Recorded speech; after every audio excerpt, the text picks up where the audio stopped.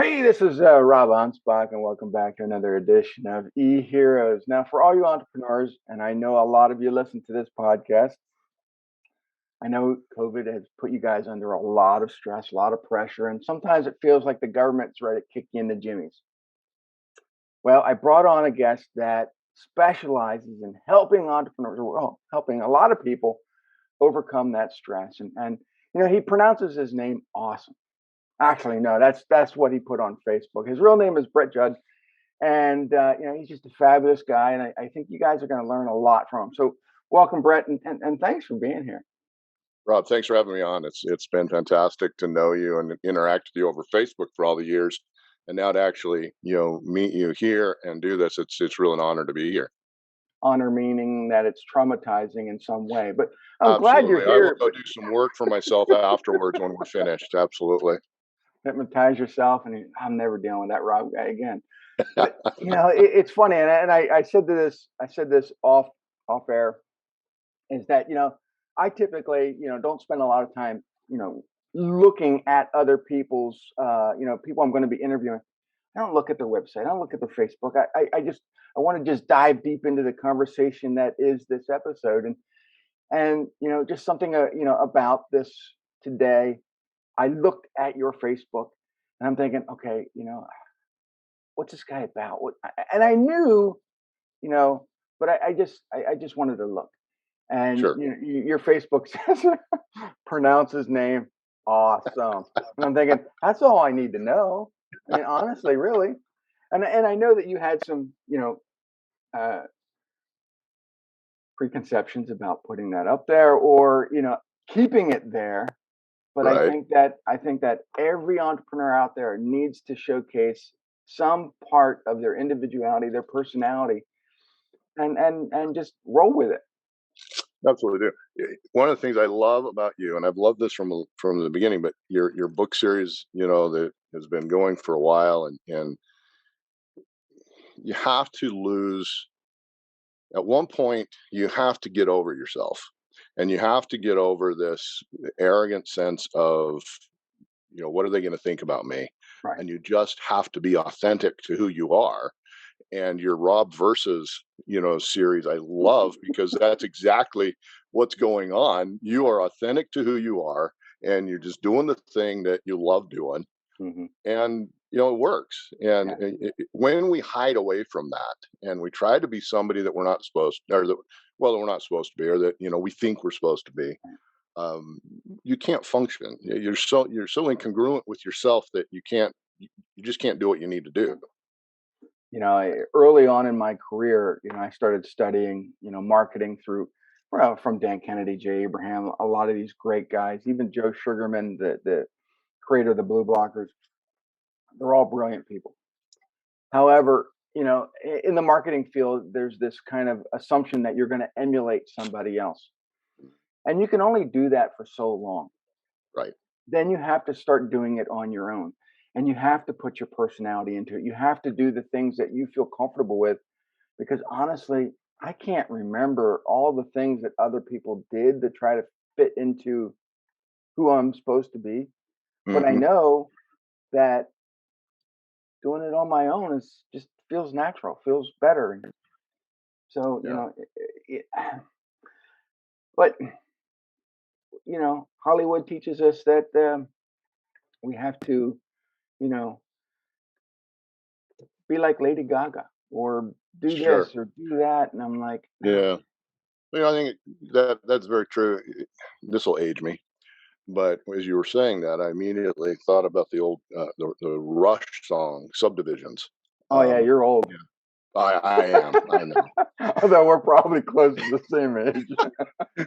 But this that notion of segregation and fit in, and I have to fit, has been around for a long time in high school, and I don't think in a lot of respects, and I get to deal with people every day, working through stuff, and it is amazing.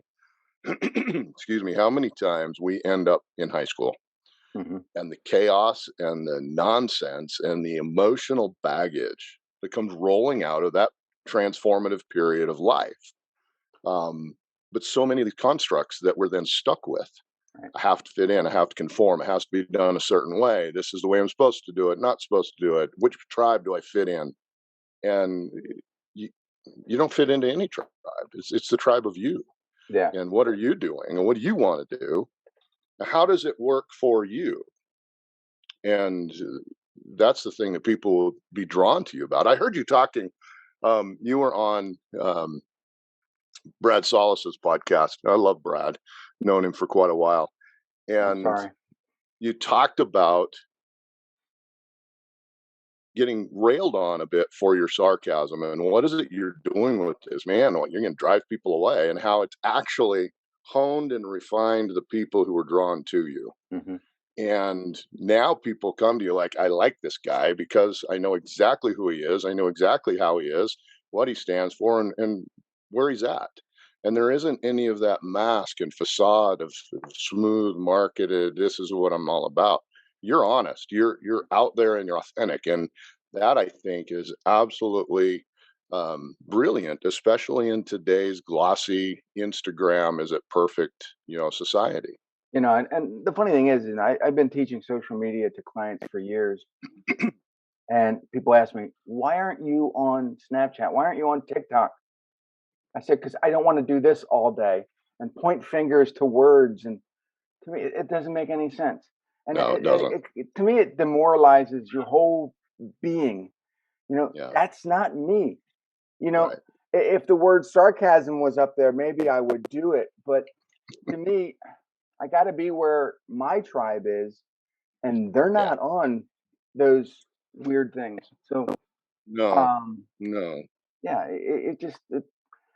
and the funny thing is that not to say that I'm a prolific writer, because I'm not. It's just I take all the experiences that I've learned over the last 52 years, and I've created books and lessons and things that people can relate to. But it Yeah. wasn't until the Rob versus series that people were like, "Oh, this guy is so funny." And my wife would say otherwise because she's heard the same stuff over and over and over again. Right. But to most people, they're like, "Oh yeah, we got to have you at the next party." I'm like, "No."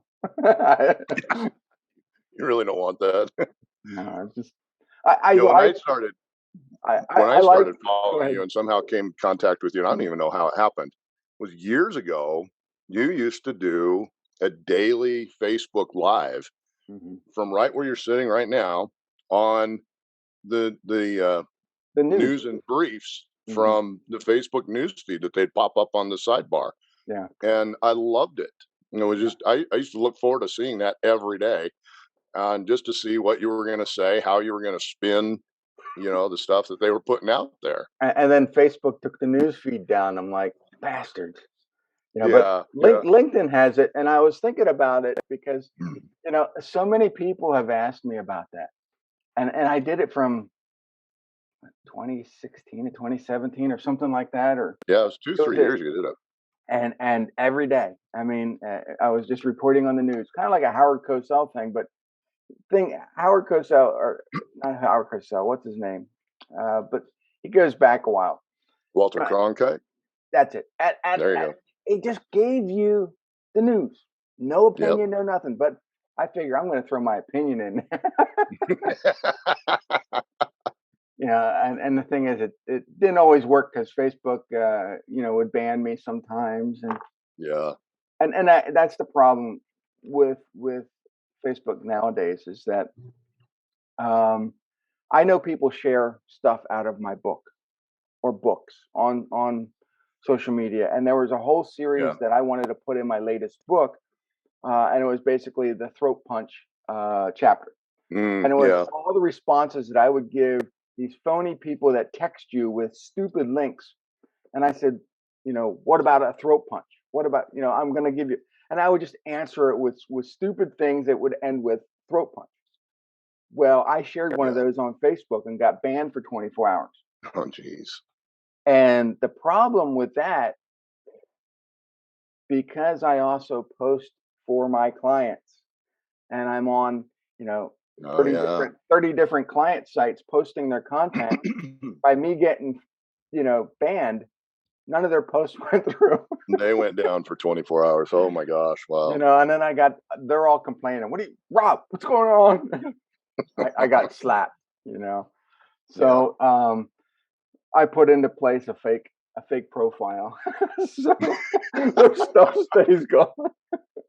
Very smart. And Very I don't care, Facebook, smart. if you're listening, Yeah. but If you know, if they're listening, listen to yeah, you.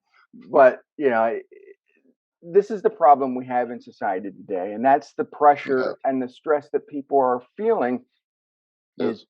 how can I be real on social media? How can I be real in real life without getting slapped by somebody or something? Yeah. And you know, Yeah. I think that you can't. You got to be real. You have to. I tell people all the time that there's there's an art that has kind of been lost. You can be honest without being rude. You can tell truth without being condescending and hurtful. And I think that when you learn that art and you're able to speak honesty and you're able to speak truth and you're able to lay things out in a way that is just plain simple and factual without any kind of assault or an affront or any kind of a personalized attack, it puts you in a position of power. And that's something that a lot of people have lacked. I read it, either read it or heard it last week. I can't remember, but where did this come from? This social media feeling or this new thing where we have to be so critical and attack. Hmm. And this person had equated it back to Twitter, that in the early days of texting and then Twitter, with the limited character ability, you had to be succinct and concise and sharp with Hmm. whatever you were going to say. And that is when this table shifted and everybody became so sharp and so pointed. And I think along with that, then a lot of people became reserved and scared and timid to be who they were honestly, who they really Right. were, um, out of fear of what's going to get tweeted about me, how am I going to get slapped today, because that was so prevalent. And that art of being honest but tactful and saying truth without being hurtful is really a important tool that when people learn it, Hmm. it's amazing what they're able to do in their personal life, their business life, and just everywhere. It You frees know, you. right. You know, social media kind of gave a voice to people that really shouldn't be out there talking about anything. But, you know, if you go back to, you know, newspapers, and I know some places still have them, you know, they used to be able to write letters to the editor. And to Yes. some people, that's a foreign concept. What do you mean, write letters to the? Well, I would write my opinion about a certain subject, and I would send it to the editor of the newspaper, and they would then put it in the newspaper as a piece. But they would Hmm. sometimes they would heavily redact a lot of the stuff Right. that they found offensive. So you know, you go to open your paper and you read it, and you're like, wait a minute, that's not what I wrote at all. What's going Yeah. on? But now you got social media. You know, you're basically writing letters to the editor, but there is no Yeah. editor. The editor But is there's no editor. you. You know, so you're saying, I got the freedom to post whatever I want now. Yeah. And you know, then Facebook finally says, hey, our fact checkers are going to go through and put a warning bubble on your thing because we find it doesn't really, you know, Yeah. appease many people. And Yeah. that's the problem. You know, we also, not to make social media bad, but you know, so most social media networks were created in the United States, Yeah. where we have a lot of the freedoms that you know we feel you know are awesome. You know, First Yeah. Amendment, Fourth Amendment, Fifth Amendment, whatever. But because social media is now all over the world, these companies now have to abide by Yes. all the other countries and what they feel, and so now you have United States, you got these other countries, then you have the feelings police, and then you got and next thing you know, you can't say anything. So Yeah. you know, I think there's a lot of things that businesses want to do, entrepreneurs want to do, but they're afraid to do them. They're afraid of individuality. They're afraid of Sure. personality. They're I definitely think afraid of sarcasm. definitely afraid of sarcasm, but yet sarcasm is something we all understand. And sarcasm itself, years ago I heard that sarcasm is funny because it's always rooted in truth. And there's something about the bite that is it's cutting to you, and that's why you engage it and find it funny because it hurts just a little bit. And being able to use that is a real gift, and it's something that you can do. Um, and I think it's just like any other gift that you can learn it, Right. and if used well, and it's authentic to who you are. It's just like anything else. We ought to be able to use our humor. We ought to be able to use our sarcasm. We ought to be able to use our wit and our own personality. Right. Um, in my day to day life, I have the work that I do with entrepreneurs and that platform, but my day to day regular work is a mental health therapist, Mm. and um, in that realm, there's a stereotypic perspective of us. My wife is also a therapist, and we watch movies and we're like, God, is that what the world really thinks about us? What therapist did they go to that they got this image of what we do? you know, but I I firmly believe this, and I believe it's the same with the dentist that I choose to go to, the chiropractor I choose to go to, everybody else. I don't go, and my clients don't necessarily come to me because of the skills that I bring to them and my expertise in hypnotherapy and EMDR and some of the other processes that can be done. Do you and I have a connection? When you sit down with me, is there something about me and my authenticity and my character and my personality that touches who you are? And if I'm trying to present something so fake, so false, and so manufactured because that's what I believe I'm supposed to do in order to market and present and get the client, they're going to see through that very, very quickly. And too many times that is what happens in in the business space and in the entrepreneur space. If we're trying to fit a mold and be congruent to what we believe that mold says we're supposed to be, when in reality, people want to come work with us, especially if it's into one-on-one services. Um, they want to work with you because of you, and they trust you that you're going to be able to get them what they need. And that they don't care about your technique, they don't care about your process. Can you get me what I need, and can you and I connect? Mhm. And if you're not authentic to that and don't step into that, you're going to struggle. You're going to really struggle. Yeah, and the thing is, I know that, you know, being who I am and how I help people, usually the first question I ask them, are you charging enough? Yeah. And, they're like, what do you mean? Am I charging? What do you mean enough? I, I, Yeah. I'm charging what my competitors charge. I say, well, how do you know that they're not charging enough? Right. Right. And we go through this endless loop, and I finally said, look, you're not charging enough. If you're Yeah. charging what your competitors are charging, you're not charging enough because Yeah. most, and we just go back and forth. And that is the hardest thing for entrepreneurs, I think, It understanding the really is. pricing, understanding, and then second of that is collecting on that money. Yeah. Um, they they they they try to do what everybody else is doing, and I learned a long time ago that one, I charge what I want to charge, Hmm. regardless of what my competitors are charging, and sometimes I'm charging 5, 10 times more. Hmm. I get paid up front because I'm Yes. not a bank. I don't want to collect, and I'm not going to chase after you. Right. So I've eliminated a lot of the stress right then and there. Hmm. You know, The but nice thing about that, Rob, and this is something that if entrepreneurs would get this into their head, asking the client to pay you up front actually binds us. Mhm. When you've paid me prior to me delivering the service, the onus is now on me Mhm. to deliver what I promised you that I would deliver for the price that you agreed to pay me. Right. And there isn't anything at the end of it where they're like, oh, that wasn't what you you don't then have to haggle. It's done, and now it's up to me to over deliver on my promise and make sure that they are happy with what I gave.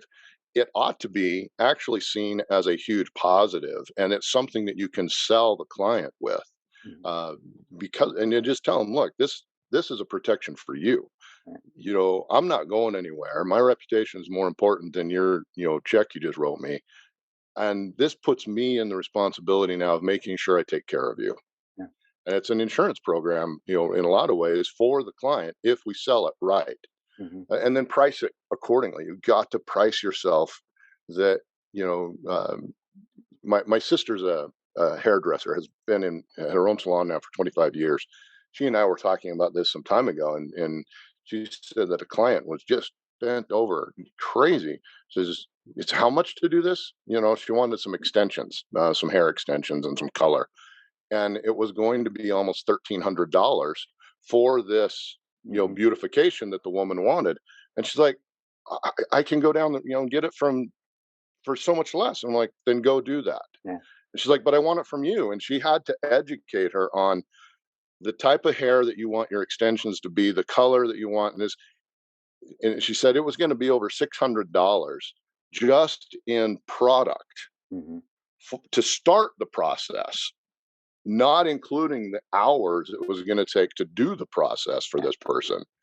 And eventually she said, look, if you can get it less and you feel like it's going to be exactly what you want, feel free to Yeah. go down the road to the other salon and let them take care of you.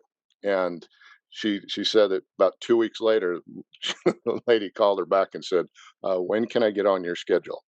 Yeah. And We can't be afraid of being truly honest to what we are valued at, yeah. and expecting that value, and then being able to, we can't just grab a number out of the air and say that's what I'm worth. Can we Oh, articulate that? I've done that a few times just to get rid of people. Oh, But sure, sure. in all respect, though, I charge what I believe I'm valued at, Yeah. and I always collect. And my third one is always be prepared to walk away. Yes. And I think that is the hardest thing for most entrepreneurs. And Hmm. I've said this on social media a few times, and then you have people come in, well, Rob, why don't you take away some services and lower the price so that they can afford you? Oh, you know what? Every time I lower the price or take away something, they become the most time Needy, sucking. demandy, time Oh, sucking. that yeah, Yeah. they create the most hassles in my life, and I just find, walk away. Just Yeah. if they can't afford you, they're not going to play on your terms. Just walk away. They're not the one you want to work with. Yeah. And it's not the business of entrepreneurialism is stressful enough as it is. Hmm. We take on so much responsibility and so much personal expectation that then to deal with clients that you really don't want to work with, and to not be in the mind space. And that's where I spend a lot of time with everybody, is in that mind space, helping them open up to this and kick past the barriers. What is it that's keeping you there? Hmm. um, when that transition happens, and they make that pivot, the freedom that comes, and recognizing that if I charge this and I have one client, but I Hmm. get rid of two or three that were taking me twice as much time, you have to look at it differently. It's not about the number of hours I'm putting in and that makes me busy. It's about the amount of income I'm bringing in and the success and quality of life I have.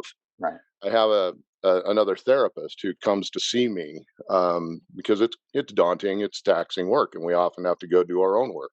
Mhm. And I was spending some time with this person a couple of weeks ago, and I said, I really think that you need to get rid of some dead wood. Mhm. And they're like, what do you mean? What do you mean? I said, anybody who's not showing up to your sessions, anybody who isn't, you know, meeting your expectations, cut them free. Right. Let them go find somebody else. I'm like, I can't do that. How do I do that? I can't, and they're so paranoid of cutting back in their productivity and keeping these people who weren't showing up anyway. And I said, And I just had to sit down and say, look, what's your wait list? Hmm. Don't you have people calling you and you can't get them on the schedule? Well, yeah.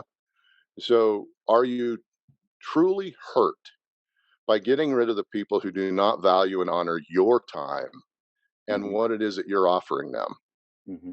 But she was so stuck and so fixated on, oh, how can I do that? How I'm supposed to take care of them? I'm supposed to serve them. Like, no, Right. you're here to offer a service. They're there to respect and honor your boundaries and use your service. And you're in charge. It's your business. They don't own you. Right. And that same attitude goes to every other one of us in no matter what capacity we're in this entrepreneurial world. Back in the early 90s and into the thousands there, for 20 years I had this cleaning business. Well, Yeah. early on, I had a lot of people that would be no-shows. So they'd book an appointment and I was supposed to go out there and clean their carpets or upholstery. And then they contact me like a day before or even 3 hours before. I got to cancel. And I'm looking at my schedule going, I just then I have to rearrange stuff, and to me it was Yeah. just a big pain in the rear. And when you don't help that client, you're not getting paid. So I instituted that I needed their credit card on file, or I needed something on file, so that if they would cancel, they would get charged $100. Absolutely. And it was that pain behind it that they knew that if they canceled, hey, I'm getting paid, but they're getting punished for it. Yeah. And I was the only cleaner in my town out of like 60 competitors that was doing that. And I'm like, good, cancel all day long. I don't care. I'm still getting paid. Exactly. But I know a lot of therapists, I know a lot of doctors, I know a lot of dentists still don't do that. They don't do it. And They don't. they'll have a 30% cancellation rate. And I'm thinking that's 30% of money that you're It's a losing every. lot of revenue. And It's a they said, lot of well, we, revenue. we can't bill insurance because of no shows. I said, no, but you can bill the You can person. you can bill them directly. Yeah, And that's yeah, a lot of people, you can't bill insurance, you can't bill Medicaid. You're not allowed to do that. I said, yes, you are. yeah. Yes, you are. This is your practice policy, Hmm. and they agree to that policy when they sign up with you. Hmm. And now, are you going to be honest and have integrity to your core? You know, this is my practice policy, and this is what you've agreed to, and these are the boundaries of our relationship. Or are you going to let them walk over you? Hmm. And that comes back, you know, again to who we decide we are and the relationship we have with ourselves. As to what we then will expect from our clients and the boundaries we set with them. I mean, that's just but you're absolutely right. And if we're not holding them accountable to work with us the way we need to work, we want to work with them, Hmm. they're going to run us over all day long. And then we end up losing 30, 40, 50% that we could have been making. Yeah. So, being that, you do hypnotherapy and all these aspects, all day long, do you turn it Yeah. off when you go home? When you go out to dinner with your wife, do you turn it off, or do you analyze people as they walk by? No, you learn very early you have to shut it off. Yeah. I mean, Otherwise, you just go crazy. one of my You have favorite to. one of my favorite hobbies is actually going to the mall, sitting at a bench and watching people go by and judging them. Yeah. Yeah, I like people watching, but you come to a point, especially when you do this work, when you're so in somebody's head and you're so in their personal space. And when I walk out the door, I have to walk out the door. In Yeah. fact, I years ago I was a professor up here at our local university in the social work program, and I was in this one semester I was in charge of the senior practicum, and I had this group of students who came into seminar that day, and I'm up at the front of the room getting my stuff together, writing some things on the board, listening to their chatter, and you'd have thought that they were all walking in from a battle zone. Just and I turn around and look at them, and they look absolutely beat up. And so I shift the what a lecture from what I was going to talk about. Um, and just we talked a little bit about it, and I'm hearing them talk about all of the stress and this pressure and this worry and consternation about their clients, and the clients aren't following through, they're falling apart, they're not doing things I ask them to, and that boundary was blurring. And so I turned around to the board, and in big letters I wrote, "Why do I care?" And I turned around and I looked at him and said, "Why do you care? Why do you care that they're not doing what you ask them to do when they go home at night?" And and they're like, "Oh, we're supposed to, aren't we? We're supposed to help them change." I'm like, in the window of time that you are at that job, yes, give them everything. But when you go home, you got to turn it off, because your kids need you, your spouse needs you, you've got studies you have to do, you've got your normal job you got to go to. And if you are this early in this career, letting your clients climb into your private space and you're that worried about them, you're going to burn out so fast that you're not going to make it. And we had to have this really incredible conversation about differentiation of space, and my space, my time, your time. No, And we're all blessed with these phones and they're great. But you know what? The only time I ever answer these things is for scammers so I can put them in my book. I rarely ever use this to talk to clients. I mean, right. they get me on Facebook, they get me on text, they get me here, they get me Yeah. there. You know, I, I have to look at my call log and it's empty because nobody ever calls me. Yeah. And we've all adapted technology in different ways, but Hmm. it still positions us that we're tied to this umbilical cord to our client that we can Yeah. never shut off. Yeah. They expect, hey, I sent you an email. I know it's 12:30 at night. I know you're probably in bed, but can you answer it because I need a reply tomorrow? No, No. And that's not the client you want. And no. that's, kind of back to what we were talking about before. The people who are going to nickel and dime you and get you to bend on that initial boundary that you set in your pricing is the one then that's going to demand those kind of things. Hmm.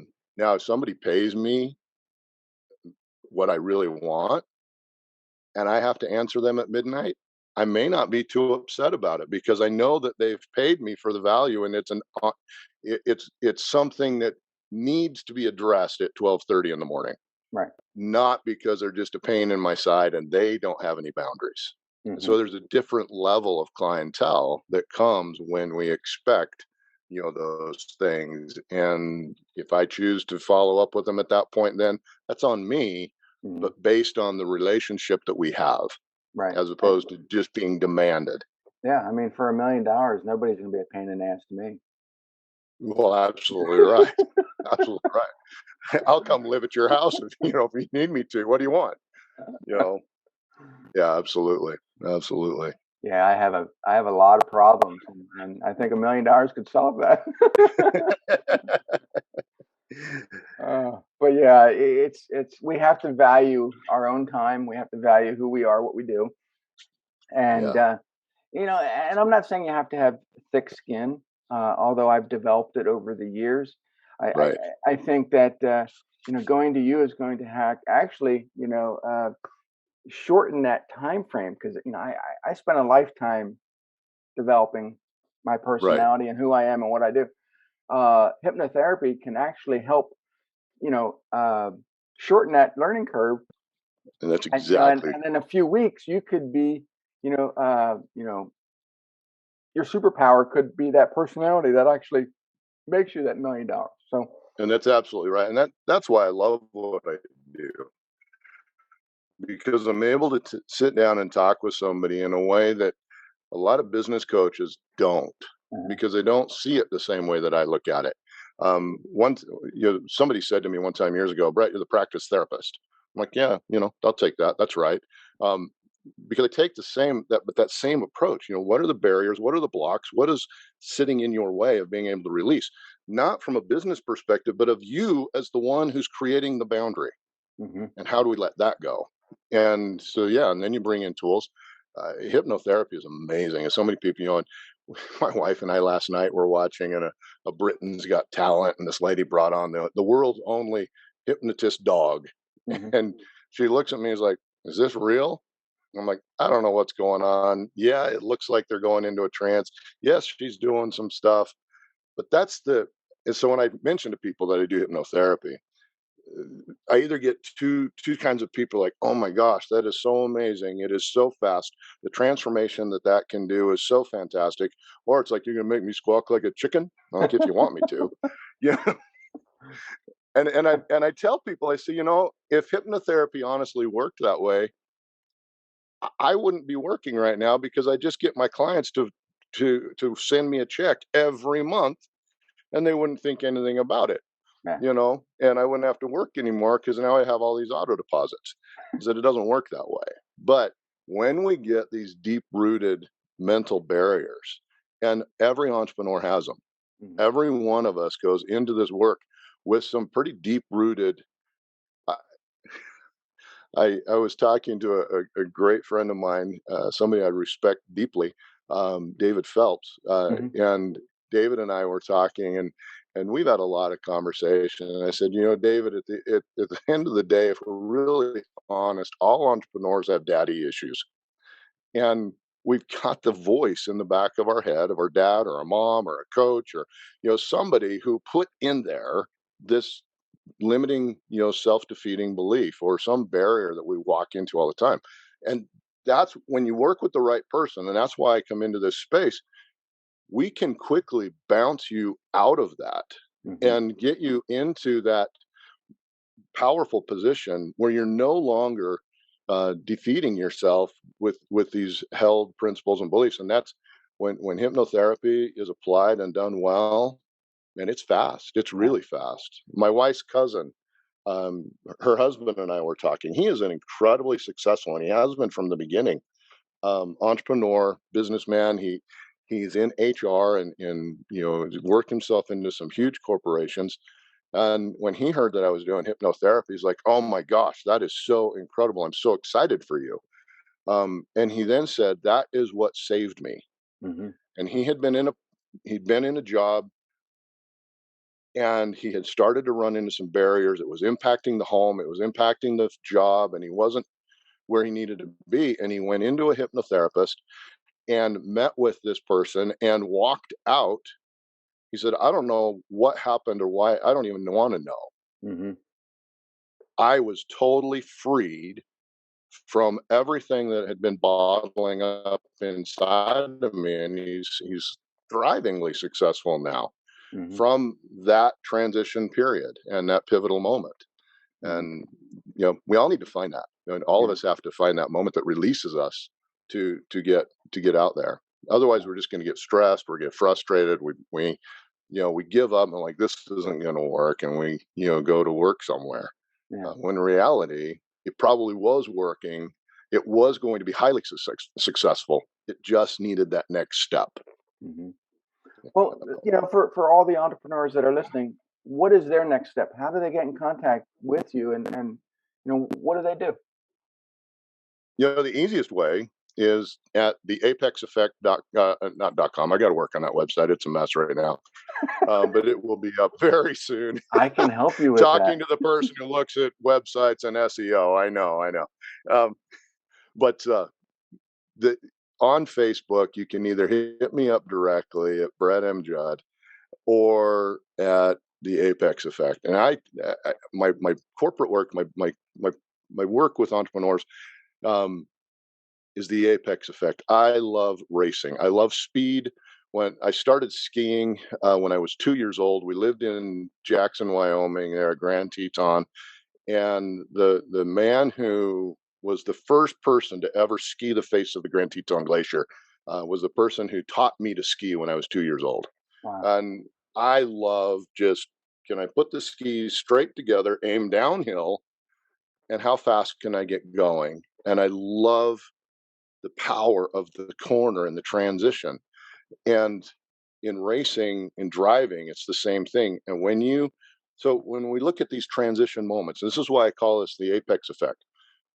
when you come into a change opportunity, the way that you set up for that transition, the way that you look through that transition, all of the mechanics of that turn actually slingshot you and propel you forward faster. You accelerate out faster than you were going in. And so when we get to this personal apex, and we have to make that transition, if we've set ourselves up correctly, if we've positioned ourselves and we've applied the right principles and we're looking out to where we want to go, not looking at the gravel we're afraid of hitting or else we're going to, the power of that transition is amazing. And so the apex effect is where I post a lot of my stuff on Facebook, and but that's the easiest place to get me. And they can just direct message me at any time right there, and we can go to work. And all of this can be done virtual, which is one of the great things about it. Yeah, and this whole episode right here, he's been analyzing me and he's been making a list of all the things that I need. That's right. That's right. I'm going to send you a huge. Life's never going You to be need the to do same. this, Rob. So that's it for today's episode. I hope to see you guys on the next one. And thank you, Brett. And this is what makes him an e-hero, and he's always there for you. So adios, and Thank you. Appreciate it. we'll see you guys later.